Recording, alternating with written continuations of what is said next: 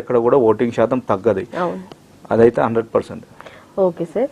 అయితే ఇప్పుడు ప్రస్తుతం మనకి రేవంత్ రెడ్డి ప్రభుత్వ పాలన నడుస్తున్నప్పుడు 100 రోజుల్లో అన్ని హామీలు నెరవేరుస్తున్నాం అంటున్నారు. మరి ప్రస్తుత ప్రభుత్వ పాలనపై మీ అభిప్రాయం ఏంటి?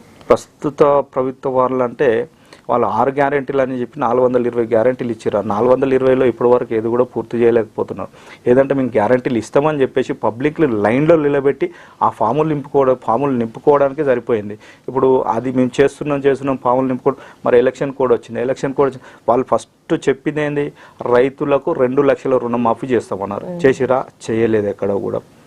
అంటే వాళ్ళు చెప్పేటి అని అబద్ధాలండి. ఇప్పుడు ఏది కూడా ఇప్పుడు సాధ్యమైన పనులే చెప్పాలి. సాధ్యం కాని పనులు చెప్పి మేము చేస్తామనేది మా ప్రజలను మభ్యపెట్టి మరి వాళ్ళు ఈరోజు ప్రభుత్వంలోకి రావడం జరిగింది. అది ఓకే సార్. రేపు వచ్చే నెలలోనే ఎంపీ ఎలక్షన్స్ జరుగుతున్నాయి సార్.